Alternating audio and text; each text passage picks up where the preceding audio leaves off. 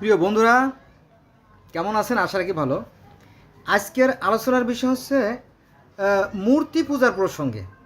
হ্যাঁ, তো এই মূর্তি পূজার প্রসঙ্গে কথা বলার আগে একটা কথা আমাকে বলতে হবে যে কম চাষি বা কম সালুন খাওয়ার জম, এটা গ্রামের প্রবাদ। এটার আমি ব্যাখ্যা এখন দেব না, আগে আলোচনা করি। দেখেন যে জাকির নায়েকের মতো লোক, যিনি around the world famous person, তিনি যদি মিথ্যে কথা বলতে পারেন তাহলে জগতে আর কী রইল? তখন জগতে আর কিছু রইল? কিছুই রইল না। যাক, জাকির নায়ের কথা মুখে চলে আসলো যখন, একটু কথা বলি, তারপরে মূর্তি পুজোর সঙ্গে যাই। জাকির নায়েক সাহেব বলতেছি যে 1947 সালের আগে ইসরায়েলি কোনো রাষ্ট্রই ছিল না। তবা তবা তবা আস্তাগফিরুল্লাহ। অথচ আজ থেকে 6000 বছর আগে, এই ফিলিস্তিন এবং ইসরায়েলের নাম ছিল কি জানেন? কেনান। আর তাদের একটা ধর্ম ছিল কেনানাইট ধর্ম, জানেন তো? শুধু কেনানাইট না, আরও ধর্ম ছিল। সেই ধর্মের নাম হচ্ছে আপনার জেবুসাইট। জেবুসাইট নামে একটা জাতি ছিল, তারা এখানে বসবাস করত, তারা প্রকৃতির পূজা করত এবং অস্তগামী সূর্যের পূজা করত, তাই না? তো অস্তগামী সূর্যের তারা পূজা করত। আর আমাদের পবিত্র কোরআন শরীফের সূরা নূরের 25 নম্বর আয়াতে বলা হয়েছে আল্লাহ হচ্ছে আকাশ ও পৃথিবীর জ্যোতি। আল্লাহ হচ্ছে আকাশ ও পৃথিবীর জ্যোতি। আকাশ ও পৃথিবীর জ্যোতি কি? উপরে আকাশ, নিচে পৃথিবীর, মাঝখানে জ্যোতিটা কি? নক্ষত্র, সূর্যকে ইঙ্গিত করা হয়েছে। তো সেখানে ঈশ্বরের রূপটা এভাবে বর্ণনা করা হয়েছে যে একটা কাচের পাত্রের ভিতরে, হ্যাঁ, এই দেখেন, এর ভিতরে কি আছে? নারকেল তেল আছে, তাই না? পড়ে, ঝাঁকুনি দিলে টলে, নড়ে, কিন্তু পড়ে না, তাই না? এটা দেখা যাচ্ছে না?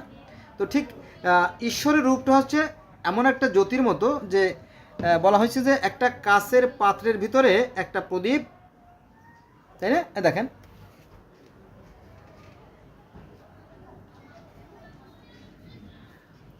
সেম একই জিনিস। কাচের ভাতের ভাল্ব যেমন জ্বলতেছে, ঠিক সেরকম আলো, সে আলোটা শততা বিভক্ত হয়ে গোটা ঘর আলোকিত করতেছে, তাই না? তো ঠিক ওরকমই সেই সূর্যের আলোটা গোটা পৃথিবীটাকে আলোকিত করতেছে, আর গাছে ফুল ফল ধরছে, একই, তাই না? তো এই যে একটা কাচের পাত্রের ভিতরে একটা প্রদীপ আর তার আলো শততা বিভক্ত হচ্ছে, এই একই কথা বেদেও আছে, কোরআনে আছে। এবার চলেন মূল কথা যাই। এই যে জেবুসাইট, তারাও এখানে কিন্তু কি করত? সেই অস্তগামী সূর্যের পূজা করত। তারপরে হযরত ইব্রাহিম আলাইহিস সালাম কী করলেন? এখানে তিনি ছিলেন গোটা পৃথিবীর একজন রাজা। ইনি প্রথমে নিরাকার এক ঈশ্বরের যে পদ্ধতি সেটা চালু করেন, যেটা সনাতন ধর্মে আছে প্রহ্লাদ মহাজন হিসেবে যে নাম, আমাদের ইসলাম ধর্মে আছে ইব্রাহিম, আর ইহুদি খ্রিস্টান ধর্মে আছে আব্রাহাম। একই, এই যে 4টে ধর্ম, সব জায়গায় একই ব্যক্তির কথা বিভিন্ন নামে আলোচনা করা হয়, কিন্তু এর মূল যে বিষয়গুলো অনেকেই জানেন, ওই যে ধার্মিকতার অহংকারের কারণে। তো জাকির নায়েক সাহেব বলল যে 1947 সালের আগে ইসরায়েল রাষ্ট্র ছিল না। হ্যাঁ, এটাও সত্য, ইসরায়েল রাষ্ট্র ছিল না, এটা জানি। কিন্তু এই ইসরায়েলে তো ছিল। এই ইসরায়েলিদের প্রায় 3500 বছর বা 3200 বছর এই ইসরায়েলি বা ইহুদি ধর্মের বয়স। তাদেরকে বলা হতো কিপ্তি। ওই যে মুসা আলাইহিস সালাম যে ইহুদিদেরকে সাজালো, তাদেরকে কিপ্তি বলা হতো। এরকম তো আর কি হবে। যাক, মূল কথা আসি। যেহেতু আজকের ভিডিও আছে মূর্তি পূজা নিয়ে, আমি যেহেতু মুসলমানের সন্তান, আমাদের ইসলাম ধর্মে কিন্তু দেখবেন যে এই বাংলাদেশ, ভারত, পাকিস্তান যে সমস্ত ধর্ম প্রথমে আসছে, এরা কিন্তু সবাই ছিল আপনার ওই সাধক পুরুষ। ওরা কিন্তু বসে বসে ধ্যান সাধনা করতো। এমনকি নবী মুহাম্মদ সাল্লাল্লাহু আলাইহি সাল্লামও ধ্যান সাধনা করতেন। তিনি ছিলেন একজন আধ্যাত্মিক সাধক। হ্যাঁ, তিনি হীরা গুহায় 15 বছর, how many year? 15 years, long 15 years they pair in the whole of হীরা গুহা, তাই না? হীরা সেই হীরা গুহায় তিনি 15 বছর ধরে কি করছেন? আরাধনা করছেন, ধ্যান করছেন, তপস্যা করছেন। তারপরে তিনি সৃষ্টিকর্তাকে পাইছেন। শুধু এখানে শেষ না, সনাতন ধর্মে যদি আমরা যাই, সেখানেও নারদ মুনি মন্দাকিনী নেতৃত্বে বসে ধ্যান সাধনা করতে করতে করতে পরে একবার ঈশ্বর তার সাথে দেখা করেন। আবার আজ থেকে 5000 বছর আগে বা 5500 বছর আগে সেই পার্সি ধর্মে সেখানেও সেই যিনি নবী জরস্টার, তিনিও সেই নদীর মোহনায় বসে ধ্যান সাধনা করে করে আল্লাহরে পাইছেন। তার মানে কি, আল্লাহরে পাওয়া যায় ওইভাবে যদি ধ্যান সাধনা করা যায়। আবার আজ থেকে 13,000 বছর আগে এই যে রামের পিতা দশরথ, উনিও অগ্নিতে দগ্ধ করতেছিলেন, অর্থাৎ ধ্যান সাধনা করতে করতে আল্লাহ পাক তার সাথে সৃষ্টিকর্তার সাথে দেখা করেন, এই তো, তাই না? তাহলে দুইটা রূপ আছে, একটা আছে ধ্যানের রূপ, আর বাংলাদেশে যেমন শাহজালাল, শেখ ফরিদ, শাহপরান, বায়তুল বোস্তামি, এরপরে শাহ আলী, হ্যাঁ, এরকম তো অনেক সাধক পুরুষ পৃথিবীতে আসছিল, বাংলাদেশে আসছিল। তো আসার পরে তারা প্রথমে ইসলাম প্রচার শুরু করে। ইসলাম প্রচার শুরু করলে মানুষ কিন্তু ধর্মান্তরিত হয় এবং ইসলাম গ্রহণও করে তাদের কথায়। কিন্তু যখন সেটা বাণিজ্যিক ভিত্তিত হয়ে গেছে, যখন ব্রিটিশরা মাদ্রাসা তৈরি করলো, তখন তাদের দলে যখন ভারী হয়েছে, তখন তাদের অধঃপতন শুরু হয়ে গেছে। এখন তারা কি, এখন তারা মাজার ভাঙার কাজ শুরু করছে। অলরেডি অনেক মাজার ভেঙে ফেলেছে, সৌদি আরব মাজার ভাঙা হয়েছে, বাংলাদেশে অনেক মাজার ভাঙা হয়েছে। এখন মাজারপন্থী আর এই মসজিদপন্থী দুই দলের মধ্যে এখন চলছে মারামারি, খুনোখুনি, কাটাকাটি, জানেন তো, তাই না? তো দেখেন এই যে যে আমাদের ইসলাম ধর্মে তো মারামারি, কাটাকাটি, খুনোখুনি চলছে, এটা কিন্তু সনাতন ধর্মে আছে। সেই বিষয় নিয়ে আজকে আলোচনা করব। তা হচ্ছে যে 1875 সালে স্বামী দয়ানন্দ সরস্বতী কর্তৃক প্রতিষ্ঠিত আর্য সমাজ হিন্দু ধর্মের মূর্তি পূজার বিরুদ্ধে প্রচার অনেক দূর এগিয়ে যায়। আবার শোনেন, যেহেতু মারাত্মক বিষয়।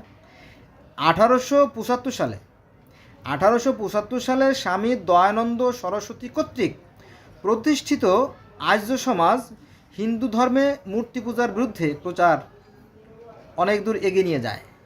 কেন নিয়ে যায়? কারণটা কি?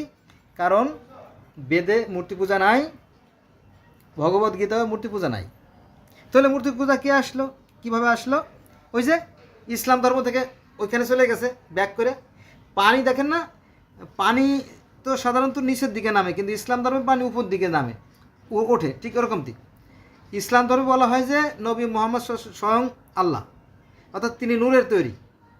যদি ইসলাম ধর্মের মতো একটা ধর্মে যদি বলতে পারে যে নবী নূরের তৈরি, হ্যাঁ, এবং যদি শিয়ারা বলতে পারে যে স্বয়ং নবী মুহাম্মদ হচ্ছে স্বয়ং আল্লাহ, সালমান ফার্সি হচ্ছে স্বয়ং আল্লাহ, হযরত আলী হচ্ছে স্বয়ং আল্লাহ, এই যদি মুসলমানরা বলতে পারে পৃথিবীর সর্বশ্রেষ্ঠ, সবচেয়ে সেরা, একদম লেটেস্ট যে ধর্ম, তারা যদি বলতে পারে যে আল্লাহ হচ্ছে মানুষের মতো, অথবা নবী, আলী, সালমান ফার্সি যদি আল্লাহ হয়, তাহলে হিন্দুরা কেন বলতে পারবে না? তাদের ধর্ম তো প্রাচীন ধর্ম, তাই না? এই জন্য তারাও বলে যে স্বয়ং রাম হচ্ছে ঈশ্বর আর স্বয়ং কৃষ্ণ হচ্ছে ঈশ্বর। মুসলমান যদি বলতে পারে, এত ভালো, এত ফ্রেশ, এত সুন্দর ধর্ম যদি বলে যে স্বয়ং সালমান ফার্সি হচ্ছে আল্লাহ, তাই না? আবার আলীও আল্লাহ, মোহাম্মদও আল্লাহ, তাই যদি বলতে পারে, এতে শিয়াদের আকিদার কথা বলতেছি, তাহলে সনাতন ধর্মের বলে দোষ কোথায়, তাই না? তো যাই হোক, তো সেখানেও সংস্কার চলছে। তবে সবাই তো আর সংস্কার হয়ে যায় না। যারা শিক্ষিত, যারা ভদ্র, যারা সভ্য, যারা নম্র, তারা দেখলো যে আমরা আসলে প্রকৃতির ভিতরে সৃষ্টিকর্তা আছেন। হ্যাঁ, একটা সৃষ্টিশক্তি অবশ্যই আছে, যিনি গোটা বিশ্ব ব্রহ্মাণ্ডকে পরিচালনা করতেছেন। আর তা হচ্ছে আমাদের যে 800 কোটি মানুষ, আমরা সবাইকে সমানভাবে তিনি সুযোগ দিচ্ছেন আর কি, অর্থাৎ আলো, বাতাস, পানি সবার জন্য তিনি সমানভাবে বন্টন করে থাকেন। যাক, তো এখানে 1875 সালে স্বামী দয়ানন্দ সরস্বতী কর্তৃক প্রতিষ্ঠিত আর্য সমাজ কী করলো? হিন্দু ধর্মে মূর্তি পূজার বিরুদ্ধে প্রচার অনেক দূর এগিয়ে নিয়ে যায়। দেখো, এইগুলো নাই, মূর্তি পূজা এগুলো বাদ দাও, আমরা, তাই না, নিরাকার ঈশ্বরের আরাধনা করি আর কি। তো কেউ কেউ করে, আবার কেউ কেউ করে না হয়তো। কিন্তু সবচেয়ে যে মজার বিষয়টা এই ভিডিও যে জন্য করতেছি, সেটা হচ্ছে যে এই আলেমরা এই বেদে যে মূর্তি পূজা নাই, বা গীতায় যে মূর্তি পূজা নাই, বা এই যে দয়ানন্দ সরস্বতী বা রাজা রামমোহন বা অন্যান্য ঠাকুররা যে মূর্তি পূজার বিরুদ্ধে কথা বলতেছে সেই কথা তারা বলে না, না বলে খালি বদনাম করে। ওরা খালি মূর্তি পূজা করে, ওরা কাফের, ওরা নাস্তিক, ওরা মোশরেক, ওদের কুবাও, ওদের ঘরে আগুন দাও। হায় হায়, এটা তো ধর্মের কথা না। এটা কি ধর্মে কোথাও আছে? না। কোরআনে বলা হয়েছে যে তুমি অন্য ধর্মের দেবদেবীর প্রতি কি কোনো কটূক্তি করবা না, তুচ্ছতাচ্ছিল্য করবা না, এটা কোরআনের শিক্ষা। কিন্তু আমরা মুসলমান হয়ে কোরআনের বিরুদ্ধে আচরণ করতেছি, ফলে আমাদের ধর্ম আর এগোচ্ছে না, কারো ধর্ম এগোচ্ছে না, খালি তলানিতের দিকে যাচ্ছে, নিচের দিকে চলে যাচ্ছে। আচ্ছা, এবার আসেন আরেকটা বলা আলোচনা করি। 1828 সালে রাজা রামমোহন রায় প্রথম ব্রাহ্মসভা, পরবর্তী সময়ে নাম পরিবর্তন করে ব্রহ্ম সমাজ অর্থাৎ ঈশ্বরের সমাজ প্রতিষ্ঠা করেন। প্রিন্স দ্বারকানাথ ঠাকুর, দেবেন্দ্রনাথ ঠাকুর, রবীন্দ্রনাথ ঠাকুর, কেশবচন্দ্র সেন, অক্ষয় কুমার দত্ত সহ অনেক অনেক ব্যক্তি বহুদিনের বন্যপ্রথা, সতীদাহ প্রথা, শিশু বলি, কৌলিন্য প্রথার বিলুপ্ত ঘটান। মূর্তি পূজার যৌক্তিকতার পক্ষে ও জোরালো প্রশ্ন ওঠে। ঠিক আছে, সত্যিকার অর্থে যদি কেউ মন থেকে সৃষ্টিকর্তাকে যদি ডাকে, তাহলে তো তিনি তো সরাসরি তিনি এসেই তো দেখা দেন। তাহলে এই মাটির মূর্তি বানার কি দরকার? ভক্তি বাড়ানোর জন্য দরকার না অত ভক্তির।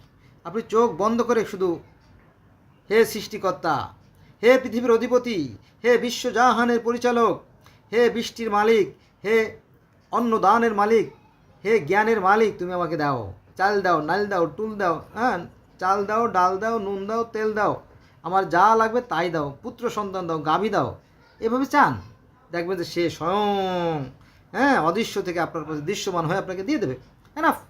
কিন্তু এই যে একটা খেলনা বানাইয়া হাত পাতারের মানে একটা হাস্যকর ব্যাপার। তবে এখানেও যুক্তি আছে। এটা ওই যে বহুকাল আগে মহামানব যারা ছিল তাদেরকে স্মরণীয় বরণীয় করে রাখার জন্য তারা এটা করে। বুঝা গেছে বিষয়টা? এই আর কি। যাই হোক, ওই যে একটা কথা বলছিলাম কিন্তু ভিডিওর শুরুতে, কোন চাষি বা কম সালন খাওয়ার জম। আমরা মুসলমানরা কি কম করি? আমাদের প্রতি গ্রামে গ্রামে যায় দেখেন মাজার আছে, প্রত্যেকটা গ্রামে গ্রামে মাজার আছে।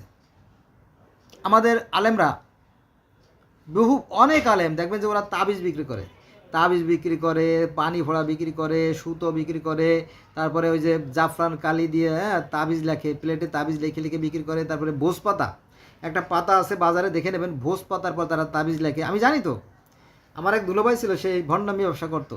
আমার আপন একটা দুলোভাই ছিল, এই ভণ্ডামি আমার চোখের সামনে করছে। এই হুজুরা কী করছে জানেন? ওই দিয়ে ওই কলেরার সাথে কথা কয়, ডায়রিয়ার সাথে কথা কয়, গুটি বসনের সাথে কথা কয়, পক্সের সাথে কথা কয়। হ্যাঁ, হায় হায়, এ কী কাণ্ড কারখানা, তাই না? ওই গ্রামে আগে তো আপনার 1985-90 সালের দিকে ডায়রিয়া হতো এবং অনেক লোক মারা যেত। তার আগে আরও বেশি মারা যেত। পরে সেলাইন আবিষ্কারের ফলে এই রোগ কমে গেছে আর কি।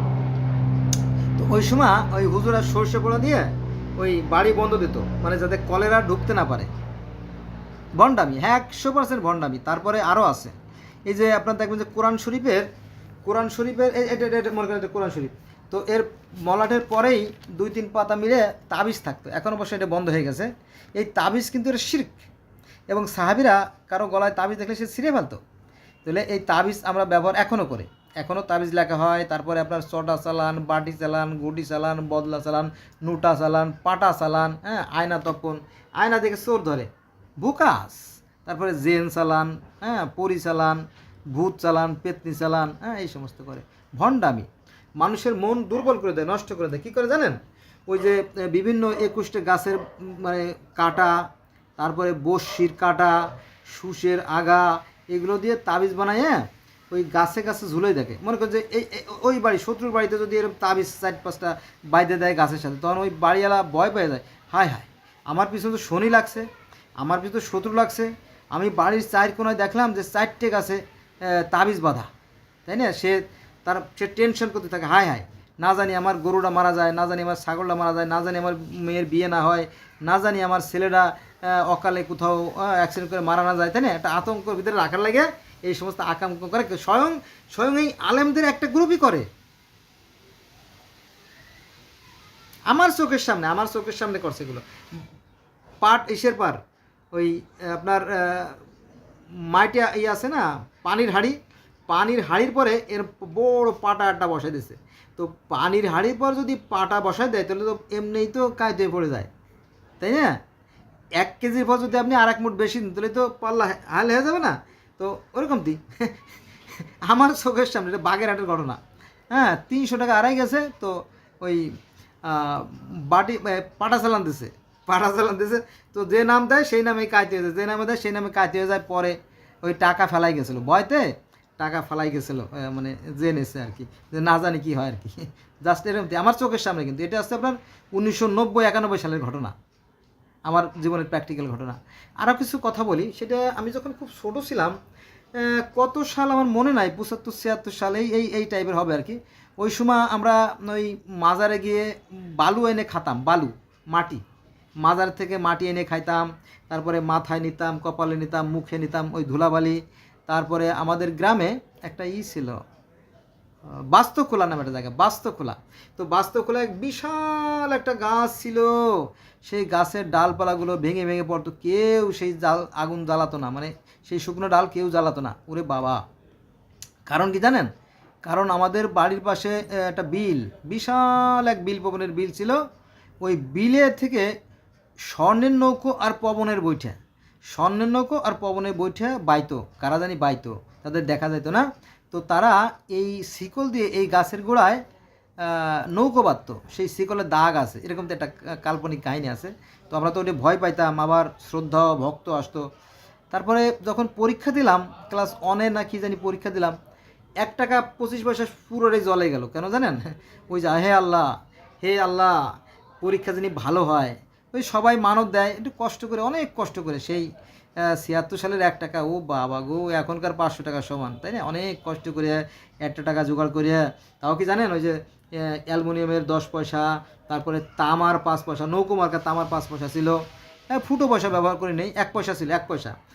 অ্যালুমিনিয়ামের 1 পয়সা ছিল, এই যে আমরা হাঁড়ি পাতিল যে অ্যালুমিনিয়াম না, এটার 1 পয়সা ছিল। ওই 1 পয়সা এগুলো জোগাড় করে 1 টাকা চারে না, মানে 1 টাকা 25 পয়সা দিয়ে খাজা গজা কিনে ওই গাছের গোড়ায় ঢাললাম। আর সাথে সাথে বড় বড় কালো ওই যে পিঁপড়া, মানে মাইজেলি, ওরা এসে খাওয়া শুরু করলো। সেই স্মৃতি এখনও মনে আছে। তার মানে কি, সেই মাজার থেকে মাটি খাইছি, তারপরে ওই গাছের গোড়ায় দিছি আপনার ওই মানে খাবার দিছি, অনেক ভক্তি শ্রদ্ধা ছিল ওই সময়।